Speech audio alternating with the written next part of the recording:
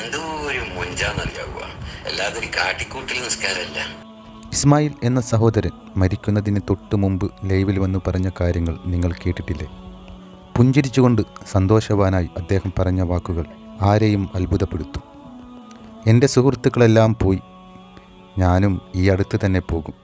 എന്തെന്നാൽ എൻ്റെ ദേഹത്ത് നിന്ന് മണ്ണിൻ്റെ മണം വന്നു തുടങ്ങിയിട്ടുണ്ട് എന്നിങ്ങനെയൊക്കെ പറഞ്ഞാണ് ഇസ്മായിൽ പുഞ്ചിരിച്ചുകൊണ്ട് മരണത്തിലേക്ക് പോയത്.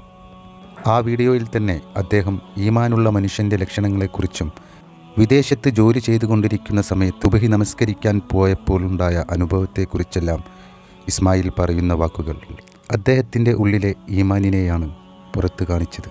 കൂടാതെ ഒരു ദോഷം വരുന്ന സമയത്ത് അള്ളാഹുവിനെ സ്തുതിക്കാനുള്ള മനസ്സ് നമുക്ക് ലഭിച്ചെങ്കിൽ അതാണ് ഭൂമിയിലെ ഏറ്റവും വലിയ കാര്യമെന്നാണ് ഇസ്മായിൽ പറഞ്ഞു വെച്ചത്.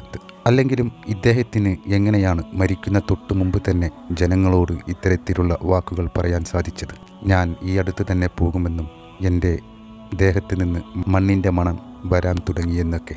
അള്ളാഹു അദ്ദേഹത്തെയും നമ്മളെയും എല്ലാം അവൻ്റെ രക്ഷയിൽ ഉൾപ്പെടുത്തട്ടെ. ഞാൻ ചിന്തിച്ച്, കാരണം എൻ്റെ ശരീരത്തിൽ നിന്ന് മണ്ണ് മാറ്റാൻ തുടങ്ങിയിട്ടുണ്ട്, മണ്ണ് മണക്കാൻ തുടങ്ങിയിട്ടുണ്ട്.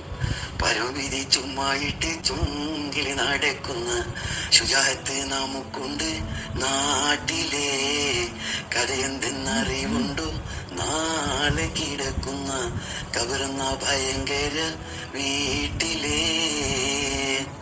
എൻ്റെ കൂട്ടുകാർക്ക് ഒരുപാട് അസ്സലാമു അലൈക്കും പറഞ്ഞു പോയി കേട്ടാ, ഒരുപാട് മണ്ണ് തിന്ന്. ഇപ്പം അടുത്ത് ഇൻഷാ അല്ലാഹ് നമ്മളങ്ങോട്ടേക്ക് തന്നെയാണ്, കാരണം മണ്ണിൻ്റെ മണം വരാൻ തുടങ്ങി. ഒരു മനുഷ്യനെ ഏറ്റവും കൂടുതൽ സന്തോഷിക്കേണ്ട സമയം ഏതാണെന്നറിയാവുക? ഷെറ് വരുമ്പോൾ സന്തോഷിക്കണം. ഈ ഷെറ് വരുമ്പോൾ സന്തോഷിക്കണമെങ്കിലില്ലേ നല്ലൊരു ഈമാൻ്റെ കട്ടി വേണം കേട്ടാ. അത് എല്ലാവർക്കും പറ്റുന്നൊരു സംഗതി ഒന്നല്ല ഈ ഷെറ് വരുന്ന സമയത്ത് സന്തോഷിക്കുക എന്ന് പറയുന്നത്.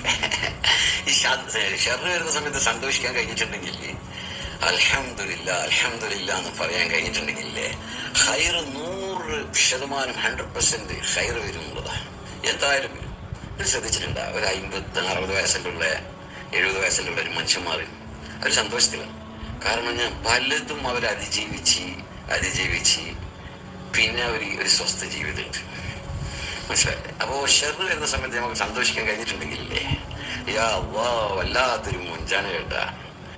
കാരണം ഹൈർ വരുന്ന സമയത്ത് നമ്മൾ പൊട്ടിച്ചിരിക്കൂല, ഷെറ് ഓർമ്മയിലുണ്ടാവും, കൺട്രോളിൽ പോകും നമ്മൾ, മനസ്സിലായ?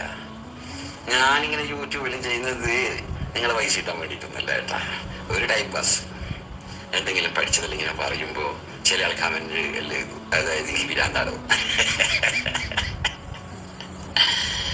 അങ്ങനെ രസത്തിൽ വരുന്ന ഞാൻ ഇപ്പം അടുത്ത് ബുറേമി എന്ന് പറഞ്ഞ സ്ഥലത്ത് ഒമാനിൽ ബുറേമിയിൽ കുറച്ച് ദിവസം ഒരു കൊല്ലത്തോടുണ്ടായി. അവിടുത്തെ ഒരു സുബഹി നിസ്കാരത്തെ പറ്റി ഞാൻ പറഞ്ഞു തരാം. ഒരു 4:30 മണിക്ക് എഴുന്നേറ്റ് കുളിച്ച് എന്നിട്ട് പള്ളിയിലേക്ക് പോകുമ്പോഴേക്ക് യാ അല്ലാഹ് ഒരു 5-6 സെഫ് അറബികളും അഫ്ഗാനികളും പാകിസ്ഥാനികളും ഉണ്ടാവും. 5-6 സെഫ് എല്ലാവരും സുന്നത്ത് നിസ്കരിച്ചിട്ട് ഓതി.